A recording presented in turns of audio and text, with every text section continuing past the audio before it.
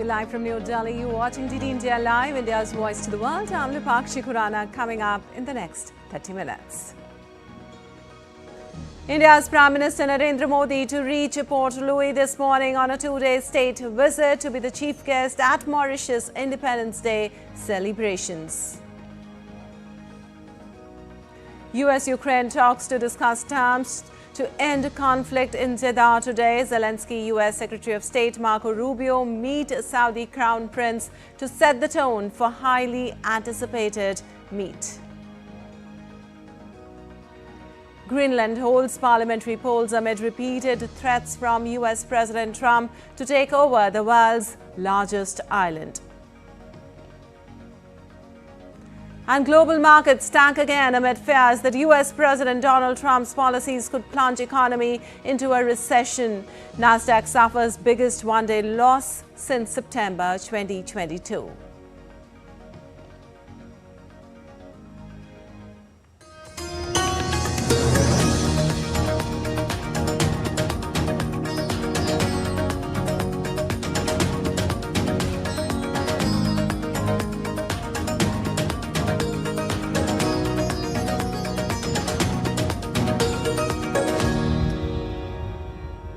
And on to the top story this hour. India's Prime Minister Narendra Modi will reach Port Louis a short while from now. Prime Minister Modi is on a two-day state visit to Mauritius at the invitation of Prime Minister Naveen Chandra Ramagulam. Prime Minister Modi will attend the National Day celebrations of Mauritius as the chief guest on the 12th of March.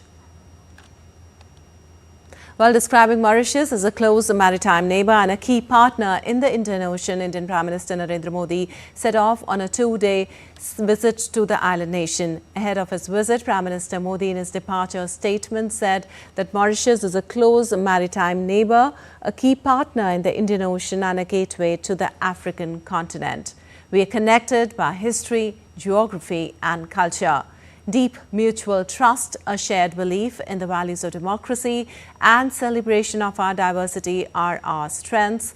The close and historical people-to-people connect is a source of shared pride. We have made significant strides in the past 10 years with people-centric initiatives.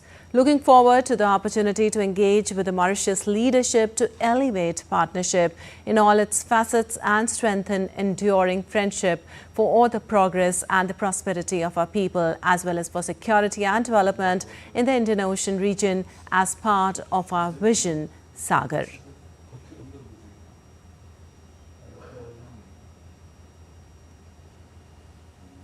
Well, a momentous occasion awaits as Prime Minister Narendra Modi has emplaned to Port Louis on a two-day state visit to Mauritius beginning from today, that is 11th of March.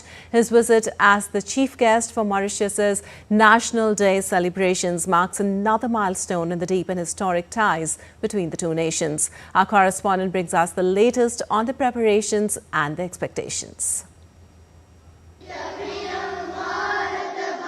Excitement building up in Mauritius ahead of the arrival of Prime Minister Narendra Modi, who will arrive in the island nation on a two-day state visit on Tuesday. The visit marks the second occasion when PM Modi will attend the National Day of Mauritius as the chief guest, the first being in 2015. The excitement is palpable, with final preparations underway for the high-profile event. The Indian diaspora, that forms about 70% of the population of the country, is elated at the visit of the Prime Minister of India. We are going to perform a welcome song on his honor and a folk dance. Mauritius is considered to be a small India. So here, just like India, we celebrate Holi, Diwali, Mahashivratri. Right. So we are very happy to welcome Modi ji here.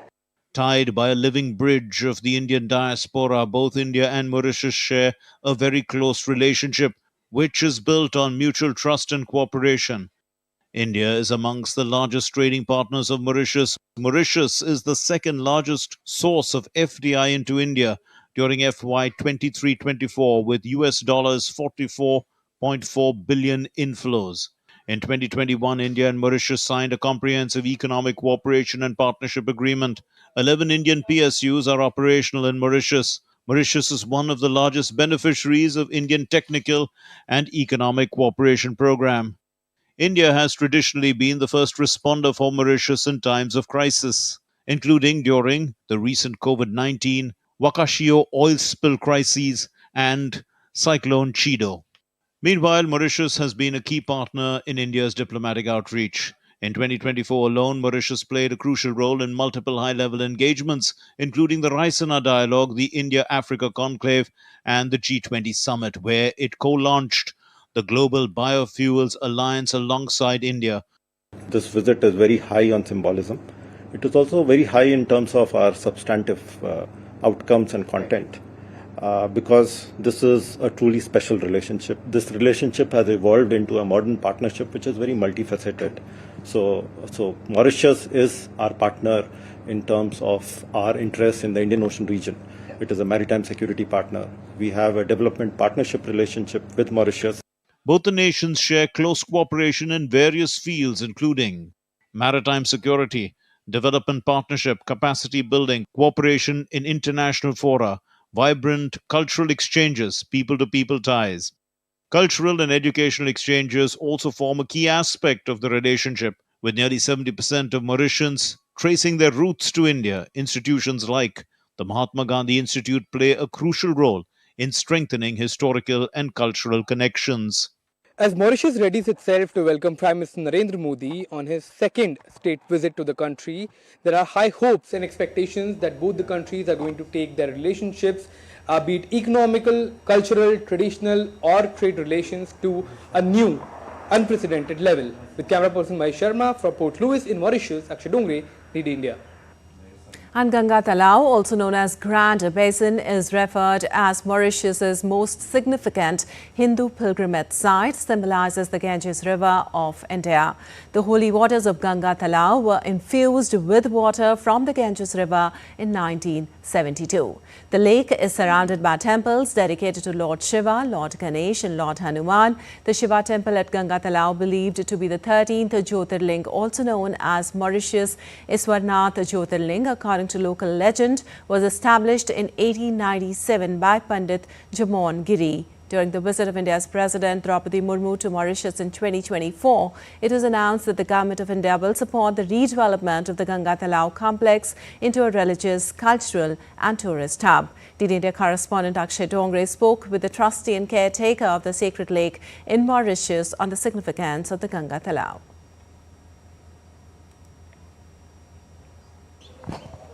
We are currently at Ganga Talao in Mauritius, one of the most revered spiritual and religious sites. And to talk about how this place is significant, we also have Mr. Satish Dayal with us.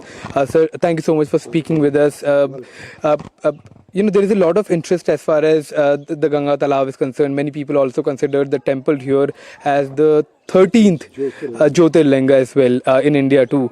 As the Prime Minister is arriving here in Mauritius, there is a lot of interest as far as India is concerned and in the world as well that these kind of places exist in Mauritius. So can you tell us about the significance of this Ganga Talao? The Ganga Talao is a very important place, spiritually revered place, as you mentioned it. It is a Tirthistan, a place of pilgrimage too.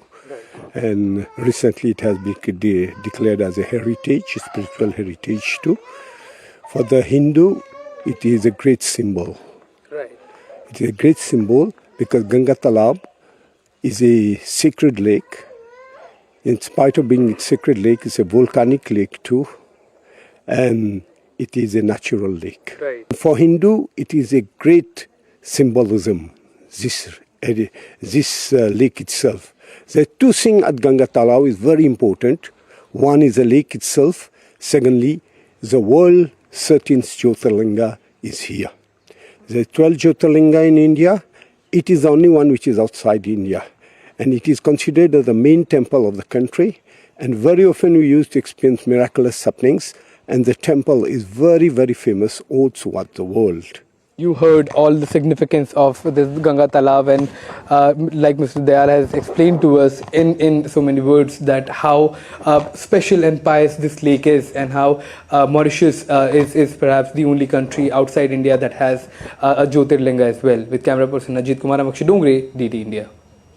An Indian naval ship, Imphal, makes her maiden port call at Port Louis, the capital city of Mauritius, on Monday. The ship will participate in the 57th Mauritius National Day celebrations on March 12th. The visit of INS Imphal is in keeping with the tradition of Indian warships and aircraft participating in Mauritius National Day celebrations. The ship will field a marching contingent, naval band and helicopter for the flag blast at the National Day parade at Champs de Mars in Mauritius. Well, India's External Affairs Minister Dr. S. Jaishankar met Armenian Foreign Minister Ararat Mirzoyan and held delegation-level talks in Delhi on Monday. Dr. Jaishankar, in his opening remarks, underlined the long-standing relations between both the countries and endeavoured to strengthen it further. Today, of course, we have good political cooperation. I think our trade figures are increasing. We have defense collaboration. Culture has always been a strong point. There are a lot of Indian students in Armenia. We thank you for looking after them. And I think we have a very good exchange of people. So our agenda really is on how to take each one of these dimensions forward. I look forward to discussing how best we can do that. We also, at the international multilateral level, work very closely together. Your membership of the International Solar Alliance, your participation in the Voice of the Global South, we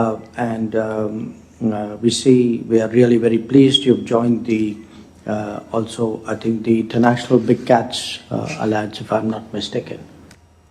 Well, Armenian Foreign Minister Ararat Mirzoyan has said that he wants closer and strong ties with India in the changing world as both the countries have entered into 30th year of their diplomatic relations. Highlighting the strategic importance of trilateral cooperation between Armenia, India and Iran, particularly concerning the development of the Chabahar port, he emphasized that enhancing connectivity through Chabahar port would not only foster regional trade but also strengthen economic ties among the three nations. He also stressed India's strong engagement with the Eurasian Economic Region. We aim to substantially increase bilateral trade volumes in the coming years, focusing our efforts on facilitating Armenian companies to establish business connections with India. Armenia is deeply interested in advancing dialogue and cooperation with the International North-South Transport Corridor project and the Chabahar Port Development Initiative. In this regard, the Armenia-India-Iran trilateral cooperation format is of great significance. Armenia and India can establish mutually beneficial cooperation across every sphere: high-tech, IT, education, science, tourism, aviation, logistics, and pharmaceuticals stand out as particularly promising areas for our partnership. And updates on Parliament proceedings now. Indian Home Minister Amit Shah will introduce the Immigration and Foreigners Bill 2025 in the lower house of Indian Parliament on Tuesday. This comprehensive legislation aims to consolidate and modernize India's immigration framework by repealing all 4 existing laws. Also, general discussion will be held on the budget for the state of Manipur for 2025-26. Well, the second leg of the budget session of India's Parliament convened on Monday. The Upper House passed the Railway Bill 2024, aiming to improve the Railway Board's functioning and independence. The session is set to run from March 10th to April 4th, with important bills and key issues dominating the agenda. The second leg of the budget session of the Indian Parliament resumed on Monday. Both houses began their sittings at 11 a.m., starting with the question hour. However, due to the disruptions in both the lower and upper houses by the opposition members who demanded discussion on various issues, both the houses were adjourned until 2 p.m. Following protests and sloganeering, Union Minister and BJP leader in the upper house, JP Nadda, criticized the opposition for violating the protocols and rules of the house. The Lok Sabha resumed again and took up discussions on the pending bills. The bills of lading Bill 2024 to make provision for the transfer of right of the suit and all liabilities to the consignee, name in a bill of lading and every endorsee of bill of lading to whom the property in the goods mentioned in the bill of lading shall pass. The government also sought Parliament's approval for an additional expenditure of 51,463 crore rupees in the current fiscal year, with a significant portion allocated for pensions and fertilizer subsidies. Sir, with your permission, I rise to present a statement, Hindi and English versions, showing supplementary demand for grants, second batch for 24-25.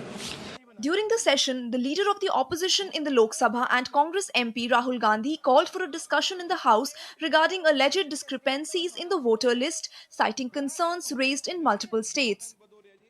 The proceedings of both the houses of the parliament will resume on 11 a.m. on Tuesday. The ongoing budget session is scheduled to run from March 10 to April 4. The government is pushing for the passage of many important bills in this session. Bureau Report, TD India. And still to come in this edition of DD India Live. A tanker collided with container ship off northeast England, triggering explosions and fuel spill. Elon Musk claims massive cyber attack behind global outages on X. And 25 dead in 2 separate bus crashes in Mexico, including fiery collision in Durango.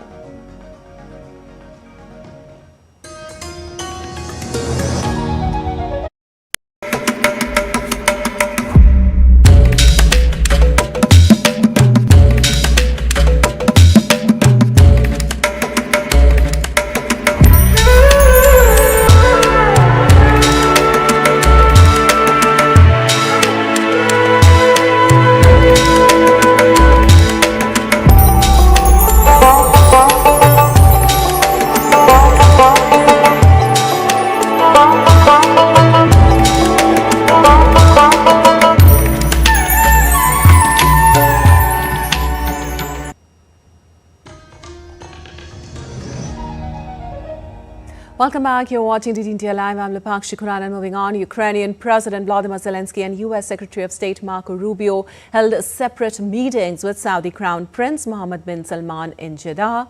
These meetings comes ahead of high-stakes talks between Ukrainian and U.S. officials on Tuesday, aimed at addressing the ongoing conflict with Russia.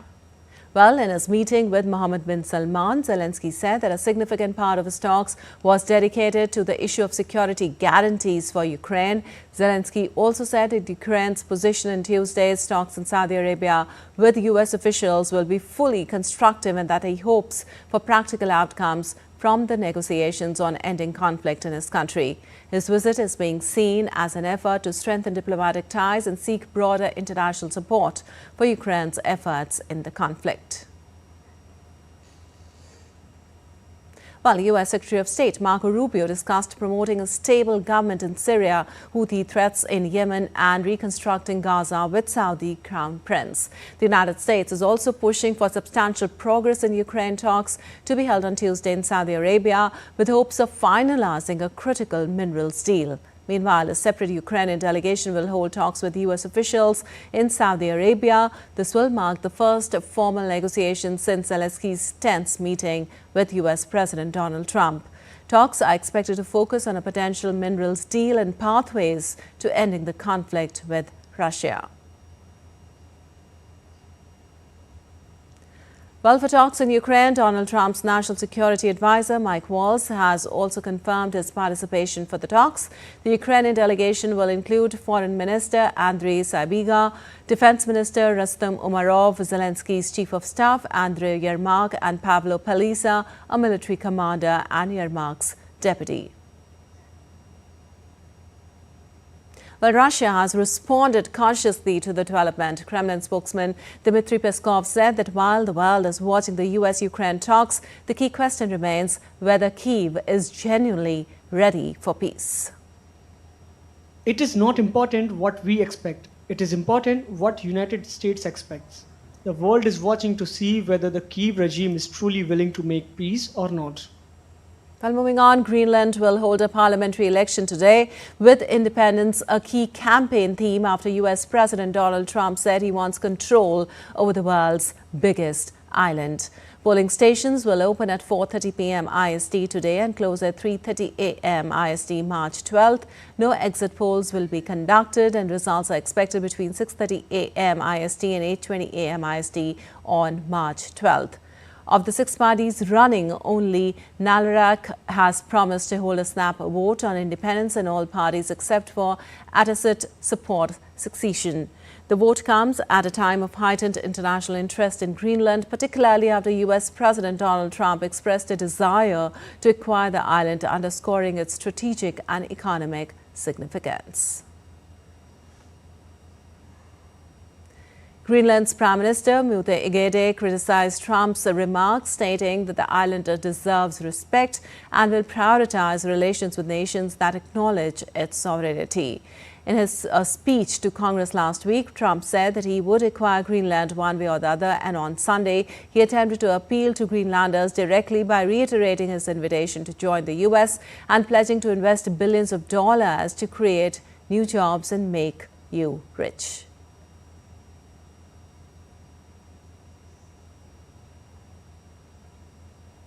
Well, a tanker carrying jet fuel for the US military was hit by a container ship off northeast England on Monday. The collision ignited a blaze on both vessels, caused multiple explosions and forced both crews to abandon ship. The tanker, which can carry tens of thousands of tons of jet fuel, was at anchor when the smaller container ship struck it, rupturing its cargo tank and releasing fuel into the sea, its operator said. The incident has raised concerns about environmental harm due to the spill's proximity to protected seabird colonies. Experts warn that the fuel spill could have devastating effects on the local ecosystem, particularly since the tanker was carrying Jet A1 fuel, which is highly flammable and toxic. And at least 25 people lost their lives in 2 separate bus accidents in Mexico on Monday. In the Durango state in the north, a truck collided with a bus carrying passengers from Texas, killing 14 people. Only 10 out of 24 passengers survived. In southern Mexico, a bus flipped over on a highway, killing 11 people and injuring 12, with 2 in critical condition. Authorities are investigating both accidents, which highlight issues like high speeds, poor road conditions and driver fatigue in Mexico. And on to some business news. Global markets plunged on Monday, with Wall Street logging sharp losses over fears that US President Donald Trump's trade policies could tip the world's biggest economy into a recession. MSCI's global stock index fell more than 2% for its biggest one-day drop since August, while Nasdaq led Wall Street losses, ending down 4% for its steepest percentage loss since September 2022. The S&P 500 also fell 2.7% for its lowest closing levels in September and its biggest daily percentage decline since December. The London, Paris and Frankfurt stock markets also closed lower. Well, social media platform X went down intermittently on Monday, with owner Elon Musk blaming an unusually powerful cyber attack. Musk said a massive cyber attack has hit his X social media platform that disabled millions of users across the globe. Reports of problems with X started early Monday, with users in Asia, Europe and North America saying they could not access the platform. Musk later said in an interview that the cyber attack came from IP addresses originating in Ukraine area, without going into detail on what this might mean. Musk also blamed a cyber attack for crashing the site last year, when an interview with Donald Trump was about to be streamed on it. All right, that's all for this edition of DD India Live. But let us know your thoughts on the news of the day. For those on the go, you can get all the latest news and updates from India and across the world on the DD India mobile app. The app is available on both Android and iOS platforms. Scan the QR code in the screen to download now. Well, we'll be back with more news as it breaks here on DD India. I'm Lipakshi Khurana from all of us here in Delhi. Thanks for watching DD India Live.